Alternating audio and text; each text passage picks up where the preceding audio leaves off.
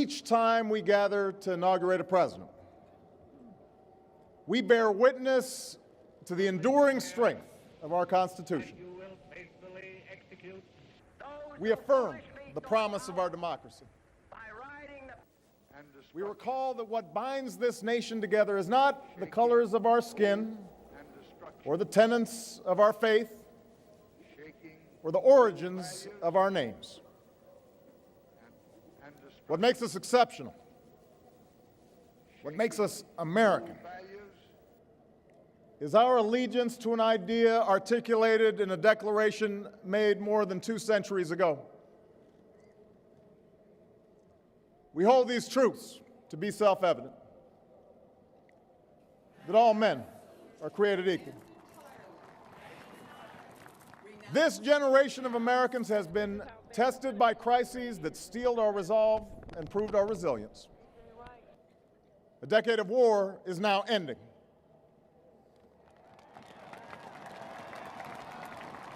An economic recovery has begun.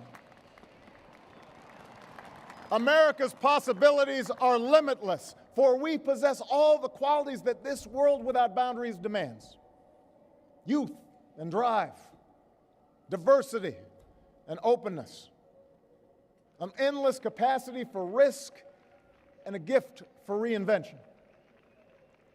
My fellow Americans, we are made for this moment, and we will seize it so long as we seize it together. For we, the people, understand that our country cannot succeed when a shrinking few do very well and a growing many barely make it. We believe that America's prosperity must rest upon the broad shoulders of a rising middle class. We know that America thrives when every person can find independence and pride in their work, when the wages of honest labor liberate families from the brink of hardship. We are true to our creed when a little girl born into the bleakest poverty knows that she has the same chance to succeed as anybody else because she is an American, a nation that rewards the effort and determination of every single American. We, the people, still believe that every citizen deserves a basic measure of security and dignity. So what do you think about all this? We do not believe that in this country freedom is reserved for the lucky or happiness for the few. We recognize that no matter how responsibly we live our lives, any one of us, at any time, may face a job loss or a sudden illness or a home swept away in a terrible storm. The commitments we make to each other through Medicare and Medicaid and Social Security, these things do not sap our initiative, they strengthen us. They do not make us a nation of takers, they free us to take the risks that make this country great. We, the people, still believe that our obligations as Americans are not just to ourselves, but to all posterity. We will support democracy from Asia to Africa, from the Americas to the Middle East, because our interests and our conscience compel us to act on behalf of those who long for freedom. And we must be a source of hope to the poor, the sick, the marginalized, the victims of prejudice, not out of mere charity, but because peace in our time requires the constant advance of those principles that our common creed describes: tolerance and opportunity, human dignity, and justice.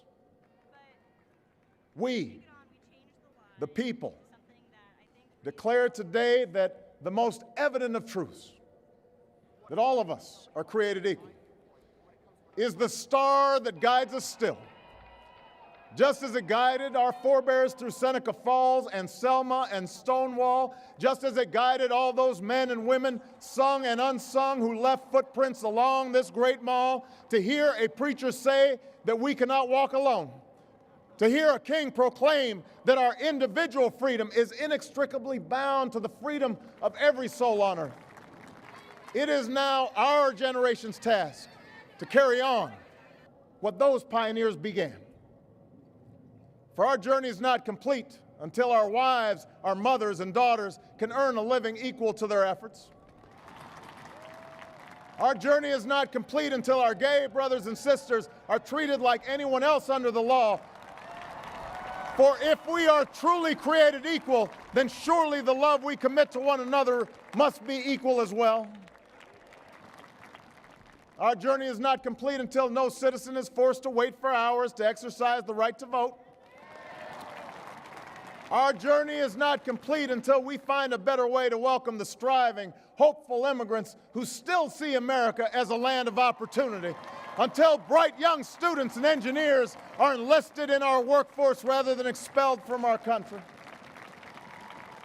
Our journey is not complete until all our children, from the streets of Detroit to the hills of Appalachia to the quiet lanes of Newtown, know that they are cared for and cherished and always safe from harm.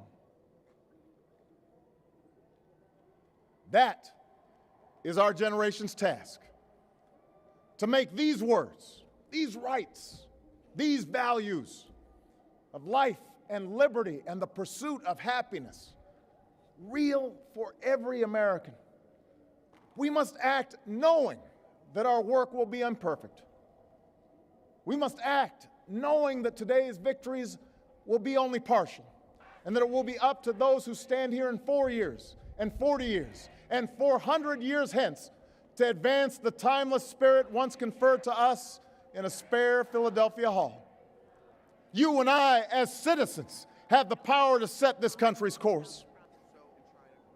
You and I, as citizens, have the obligation to shape the debates of our time, not only with the votes we cast, but with the voices we lift in defense of our most ancient values and enduring ideals. Let us, each of us now, embrace with solemn duty and awesome joy what is our lasting birthright. With common effort and common purpose, with passion and dedication, let us answer the call of history and carry into an uncertain future that precious light of freedom. Thank you, God bless you, and may He forever bless these United States of America.